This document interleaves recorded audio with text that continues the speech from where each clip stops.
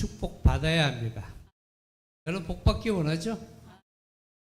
받기 싫어하는 사람은 없어요. 다 복을 받기 원합니다.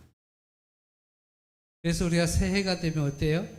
날마다 새해가 되면 복을 빌고 금년한 일에 이러한 복을 받았으면 좋겠습니다. 이런 소원이 이루어졌으면 좋겠습니다. 이런 복을 빌죠. 근데 이제 우리 성경 말씀에 닿으면은 이 세상이 말하는 복, 일단 잘 살고 돈 많이 벌고 자녀가 잘 되고 이런 거와는 전혀 다릅니다. 성경이 말하는 복은 뭐예요? 하나님과의 관계를 바르게 맺고 그리고 그 하나님 안에서 살아가는 것, 이게 바로 참 복이라고 그래요. 그러니까 성경에서 말하는 복은 좀 차원이 달라요. 근데 사실 하나님과 관계를 잘 맺어서 하나님과 더불어 살아가면 이 세상에서 보여지는 물질, 건강, 이런 모든 자녀들의 잘됨, 이런 모든 축복이 따라요. 여러분, 복은 쫓아가는 게 아니에요. 복은 어떻게 한다? 따라오게 해야 되는 거예요. 내게 다가오게 만들어야죠. 그래서 우리가 시편 1편은 성경 전체의 말씀 가운데 성경의 문과 같다. 이렇게 문과 같다. 우리 성경을 우리가 66권을 다 우리가 살펴보면 예수 그리스도의 사랑 안에서 뭐한다? 참 복을 받을 자 어떻게 살아가야 되는가 대해서 문을 여는 이 모습이 오늘 시편의 말씀이에요. 그래서 시편은 여러분 잘 말씀을 묵상해 보면 모든 것이 도전이고 모든 것이 축복의 말씀이에요. 그래서 우리가 하나님 앞에 나아갈 때 제일 중요한 것은 서로 복 가운데 살아가는 참된 은혜 안에 살아가는 복이 되어야 될 줄로 믿습니다. 하우링이 잠깐씩 날 때는 이렇게 음량을 싹 죽이면 음량이 이제 하우링이 안 나와요. 그래서 이제 요것을 이제 우리가 이제 방송하시는 분이 해야 되는데 이렇게 돌려놓으면 될 텐데 뒤에 앉아 계시니까 손이 짧아서 안 돼. 그래서 불은 조금 바꾸면 될 것 같아요. 그래서 어떻게 해야 우리가 복 있는 사람이 될 것인가. 오늘 시편 1편의 1절과 3절은 잘 나타나 있어요. 첫째 뭐라고 그랬어요? 죄의 길을 거절하는 사람. 그러니까 오늘 성경에 이 시편을 뭐라고 그랬어요? 복 있는 사람은 악인들의 꾀를 따르지 아니하며 죄인들의 길에 서지 아니하고 그랬어요. 아니하며 그랬어요. 그러니까 세 가지를 멀리하라고 그래요. 세 가지를 멀리하라. 악인의 꾀를 따르지 않는 거예요. 이 악인들을 우리가 이제 그 히브리로 보면 레샤임이란 말을 하는데 이거 불경건한 자들, 이런 자들이 악인이에요. 악인이라 해서 뭐 살인 저지르고 뭐 도둑질하고 이런 것만 악인이 아니에요. 진정한 악인은 불경건한 자, 경건하지 못한 자, 이런 자들이 바로 악인이거든요. 그래서 이들은 악한 일을 도모하거나 계획하거나 꼬인다는 거예요. 그래서 여기 꾀란 말이 있죠. 우리 악인들의 꾀를 따르지 아니하며 그랬어요. 이 꾀라는 말은 히브리어로 애차라고 그러는데 이 말이 뭐라고 그러냐면 악인들이 도모하는 책략. 그래서 여기에 우리가 잘 넘어가요. 그러니까 우리가 이제 살다 보면 이 악인들이요 깨를 부려 책략을 일으켜. 그래서 이렇게 계획을 도모합니다. 그래서 사람의 마음을 어떻게 이렇게 저렇게 흔들어요. 그래서 넘어가게 만들어요. 성도가 신앙인으로서 삶을 잘 살아야 되는데 잘 살다가 쭉 미끄러진 이유가 뭐예요? 이 꾀에 넘어가는 꾀. 여러분, 의인은 불경건한 자의 꾀를 분별할 줄 알아야 되는 거예요. 오늘 저와 여러분은 의인인 줄로 믿습니다. 의인된 자들은 이 불경건한 자들의 이 꾀에 절대 넘어가지 않도록 분별의 영을 잘 가지고 있어야 돼. 두 번째 뭐냐? 죄인의 길에 서지 말아야 돼. 그러니까 죄인들, 이 히브리어로 핫타임이라고 그러는데 바로 하나님의 표적을 빗맞추는 사람. 이 죄란 말을 우리가 잘 살펴보면 우리 이제 신학생들한테 설명할 때 뭐라고 그러냐면 화살을 쏘는 궁수가 활을 탁 관역을 향해서 팡 쐈는데 이 화살이 샥 빗나가. 이게 죄다. 이렇게 말해요. 쉽죠? 이해하기 쉽죠? 이게 슝 날아가서 정확히 10점에 땅 꽂히면 의인이요. 그런데 화살을 쐈는데 샥 빗나가. 이게 죄란 말이에요. 이 죄의 길은 뭐예요? 의인이 가야 할 길이 아니고 꼭 나쁜 길로 가는 거예요. 다른 길로 가는 거. 이게 바로 죄라는 거예요. 그래서 죄인들의 길, 그 죄인이 행하는 관습, 그리고 삶의 방식을 이야기하는 것이 죄인의 길입니다. 그래서 죄인의 길을 하니까 살인자와 함께 하지 말아야지. 저렇게 도둑질하는 사람과 함께 하지 말아야지. 폭행하는 자와 함께 하지 말아야지. 이것만 죄인의 길이 아니에요. 우리가 죄인들이 행하는 관습, 습관, 생활 이런 것에 쫓아가는 것, 이게 죄인의 길이에요.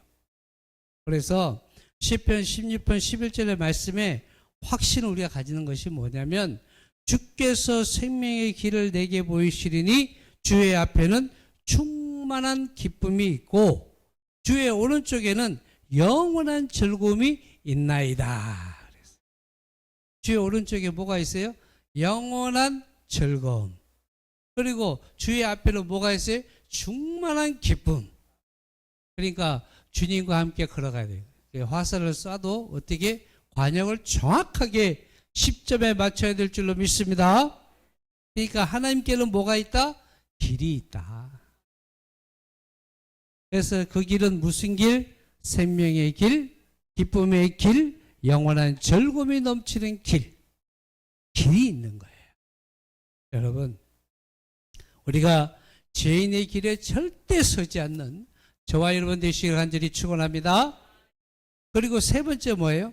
오늘 1절에 보니까 오만한 자의 길에 서죠. 오만한 자의 자리에 앉지 않아요. 오만한 자 어떤 자들이냐? 레침이라고 그래요. 레침. 비웃는 자. 비웃는 자.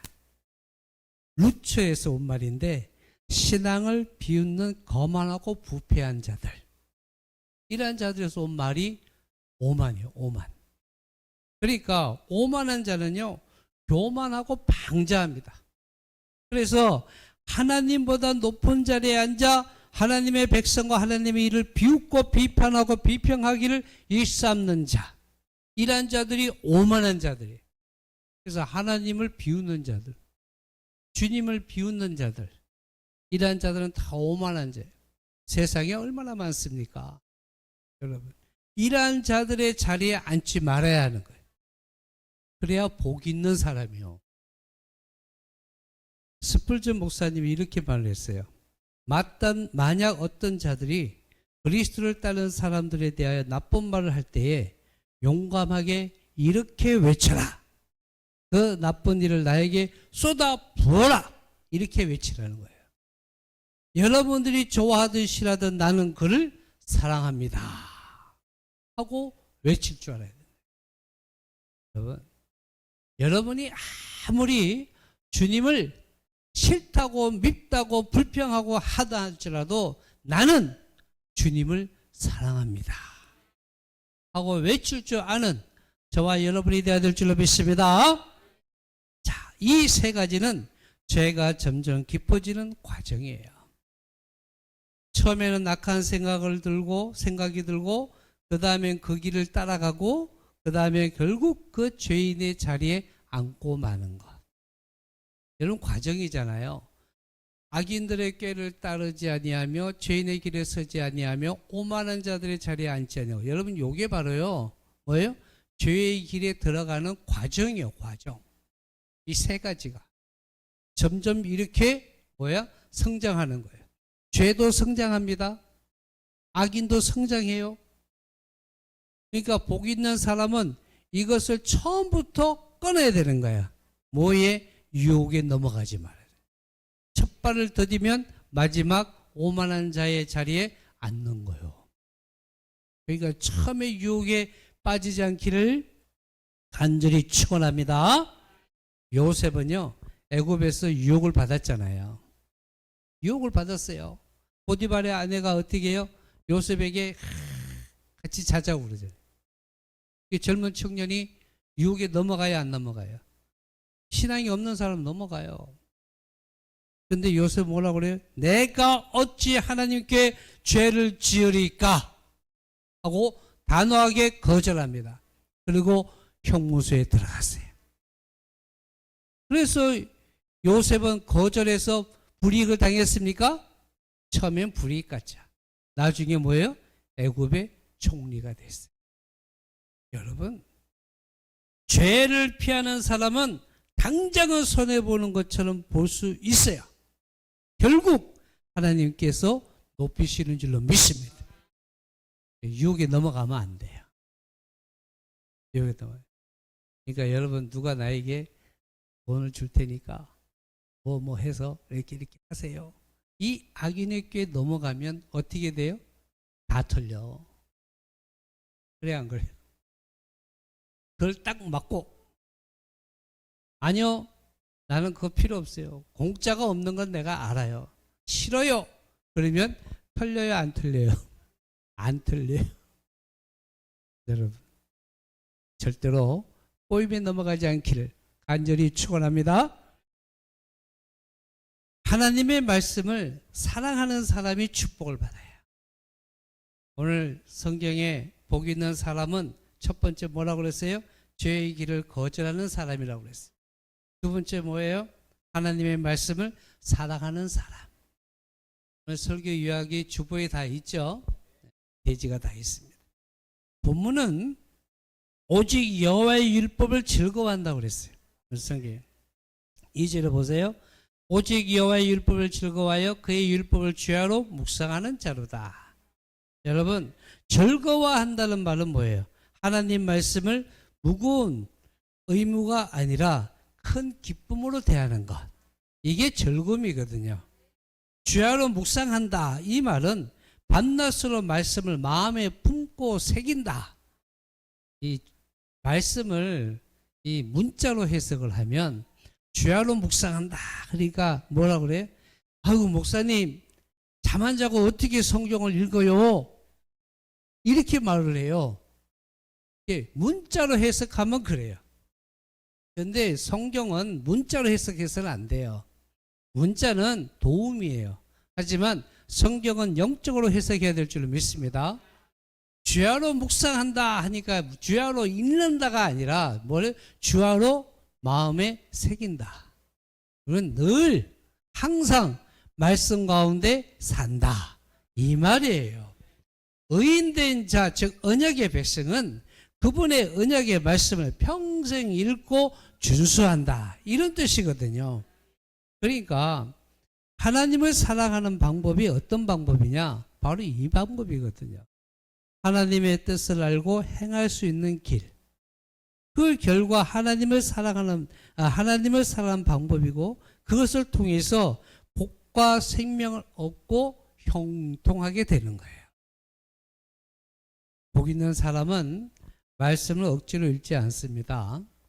요즘 이제 성경 읽기 공부를 제가 채점을 계속 하고 있는데 드리진 않죠. 제가 모아보니까 꽤 많아요. 누가 많이 했나 계속 체크를 하는데, 하시는 분은 꾸준하게 해요. 그런데 요즘 안 하는 분이 계셔. 안 하는 분들이 있어요. 그러면 꼭 하셔야 돼요. 말씀은. 말씀을 묵상하는 게 그냥 말씀 성경 읽기 그냥 공부하라는 것보다도 성경을 읽으라는 거거든요. 읽고 묵상하다 보면 답이 다 나와요. 그러니까 성경을 꾸준하게 읽어내는 저와 여러분 되시기 바랍니다. 우리 주부에 다 있어요. 성경 읽기 문제가 있죠? 그거 꼭 풀어보세요. 일주일 동안. 그러면 너무 은혜가 돼요. 목사님 너무 어려워요. 그럼 맨날 쉽게 하면 어떻게 재미가 없잖아. 1차하고 2차하고 벌써 5차예요. 성경. 5번째 읽어가는 거예요. 성경을 5번째 읽어가는데 처음에 했던 것처럼 하면은 성경이 재밌겠어요? 성경도 재밌어야 돼. 그래 읽잖아. 그죠? 그러니까 문제를 조금 어렵게 내는 거야. 이제 어려워요, 목사님. 그런데 답이 다 있어요. 답은 다 있어요. 여러분, 어떤 모양으로든 말씀은 억지로 읽는 거 아니에요. 말씀이 삶의 기준이 되어야 될 줄로 믿습니다. 말씀은 우리의 나침판이고 어둠을 밝히는 등불이 되는 거예요. 우리의 생명의 길인 줄로 믿습니다. 말씀이 위로가 되는 거예요. 광야 같은 생활 가운데서도 어둠과 힘든 생활 중에서도 하나님 말씀이 위로가 되는 거예요. 말씀을 묵상하다 보면 마음의 위로가 쫙 되잖아요. 시편의 말씀을 읽어보세요. 여러분 마음의 위로가 쫙 돼요. 화가 날 때는 화난 대로 쫙 부르짖다가 은혜 가운데 쫙 빠지고, 슬플 때는 슬플 눈물을 팍팍 흘리다가도 소망이 생기고, 캄캄한데도 밝은 빛을 비추는 시편의 여러분, 이 다윗의 시와 아삽의 시와 시편 기자들이 쓴 시를 잘 읽어봐요. 여러분 어때요? 한 편의 시편이 시가요 우리의 마음을 쫙 흘러내리게 하는 거예요. 그러니까 말씀이 그렇게 은혜가 있는 거예요. 지혜가 부족해요? 잠언서 읽어봐요. 엄청난 지혜가 들어옵니다. 여러분 딱 그게 있는 거예요. 답은. 그러니까 말씀이 우리의 위로가 되고 말씀이 우리의 등불이 될 줄로 믿습니다. 말씀이 힘이 되는 거예요. 오늘 우리의 문제는 말씀이 부족한 것이 아니라 말씀이 가까이 하지 않아서 생기는 거예요. 여러분, 아우 목사님 말씀이 너무 부족한 거예요. 어떤 분은 그래요. 목사님 성경 말씀이 너무 부족한 게 아니요. 가까이 안 해서 그렇지. 여러분 요즘은 말씀이 넘치잖아요. 여러분 GTS나 극동방송이나 여러분 방송을 들어봐요. 하나님 말씀이 우죽수 나오잖아요. 그 목사님들 말씀을 쫙 듣잖아요. 그죠? 많이 듣죠?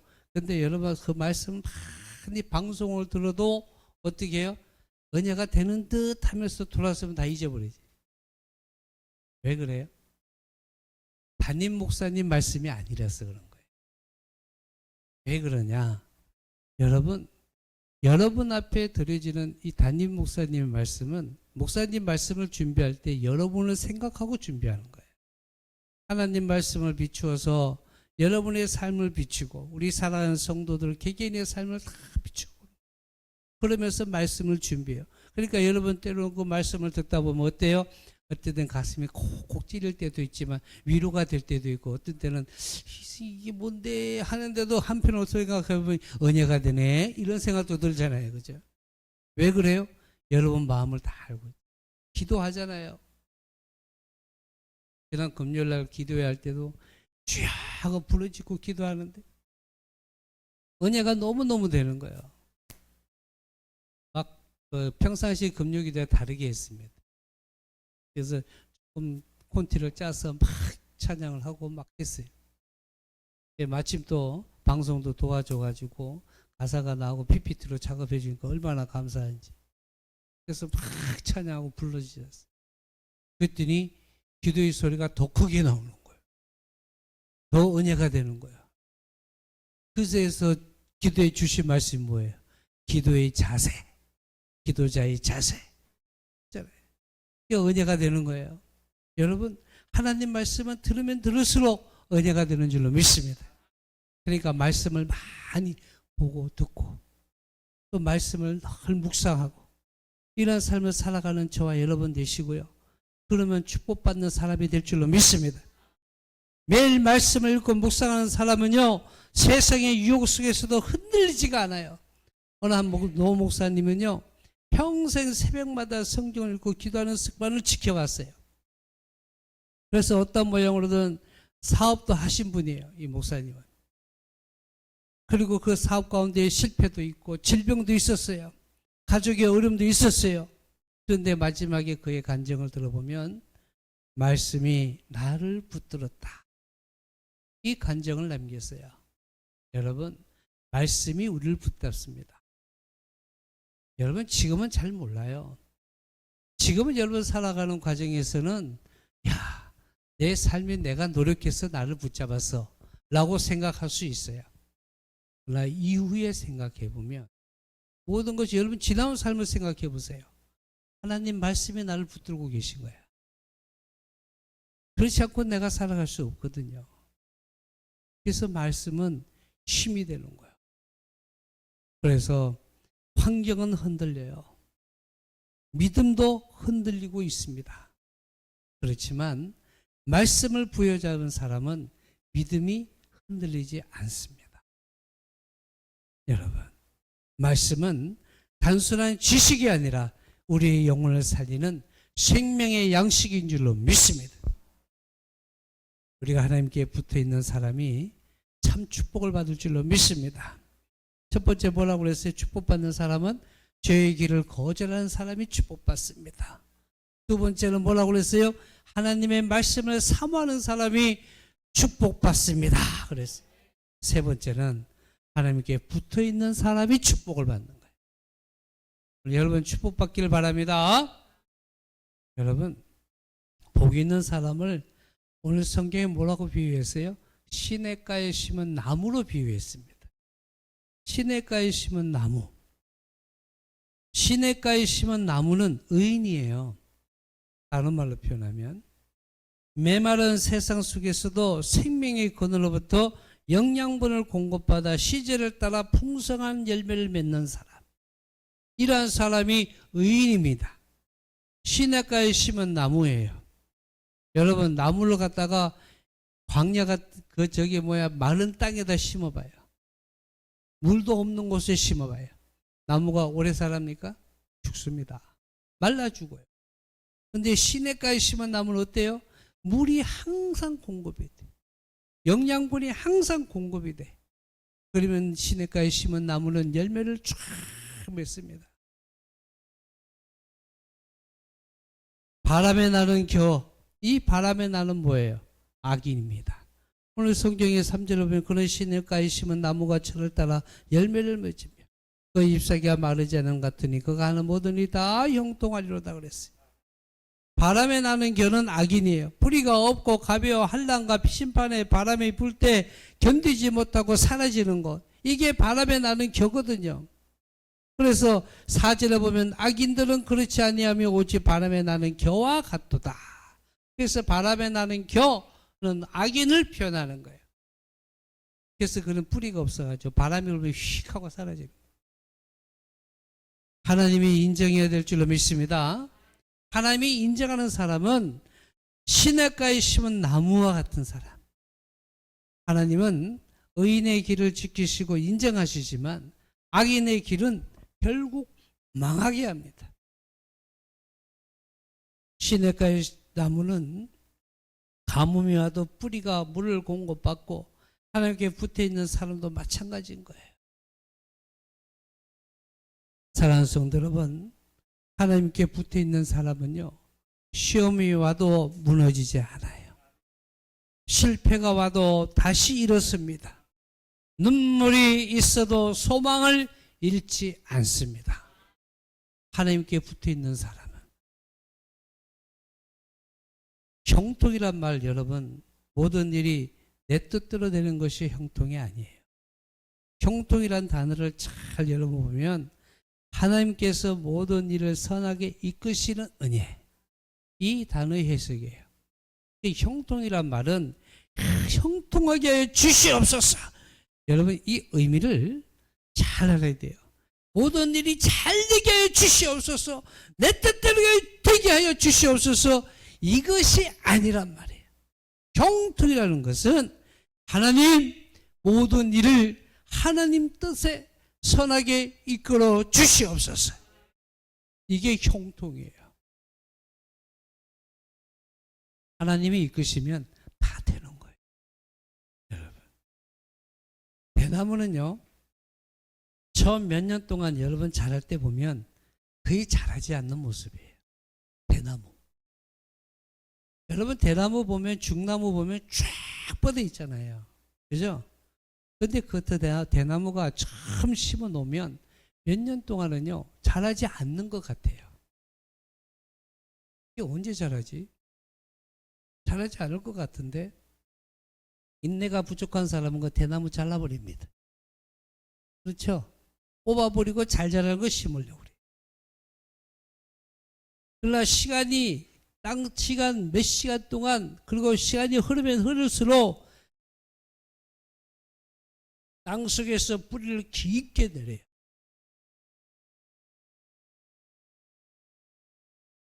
나무가요 뿌리를 땅속 깊이 내립니다. 이후에 보면 짧은 시간 안에 쭉쭉쭉 자랍니다. 왜? 뿌리를 깊게 내렸기 때문에. 뿌리 내리기 전까지는 위에서는 아무것도 자라지 않는 것 같은 느낌. 그렇지만 뿌리가 내려지면 이게요 쭉쭉쭉쭉 자랍니다. 성도의 삶도 마찬가지예요. 하나님께서 보이지 않는 곳에서 믿음의 뿌리를 깊게 하실 때가 있어요. 나는 아직 기도도 잘 못하고 믿음 생활도 잘 못하고 내가 신앙생활 잘 못하고 도대체 기도에도 응답이 없는 것 같고 내가 신앙생활 하는 건가? 성도의 삶을 사는 건가? 이게 살아도 산 것 같지가 않아. 내가 교회 다니는 거야? 교회 다니면 하나님 막 축복을 주셔야 되는데 왜 이렇게 안 주셔? 왜 이러지? 이러잖아요. 그런데 여러분 해가 가면 갈수록 말씀을 통하여서 뿌리를 쭉쭉쭉 밑으로 내리다 보면 어느 날 어느 순간에 여러분 이만큼 자란 것을 볼 수가 있어요. 믿음의 성장이 있다라는 거예요. 그 고난의 시간, 자라는 것이 미숙해 보이는 그 시간, 이 시간을 잘 통과한 사람은 하나님께서 정하신 때 풍성한 열매를 맺을 줄로 믿습니다. 잘 인내하세요. 잘 감내하세요. 지금은 부족한 듯 하여도 하나님은 때가 되면 크게 세워갈 줄로 믿습니다. 이 믿음을 가져야 돼요. 참된 복은 인간의 공로나 노력으로 얻는 것이 절대 아니에요. 하나님께서 은혜를 부르시고 그 언약 가운데 바로 붙드시는 사람에게 주시는 선물이에요. 그게 바로 축복이거든요.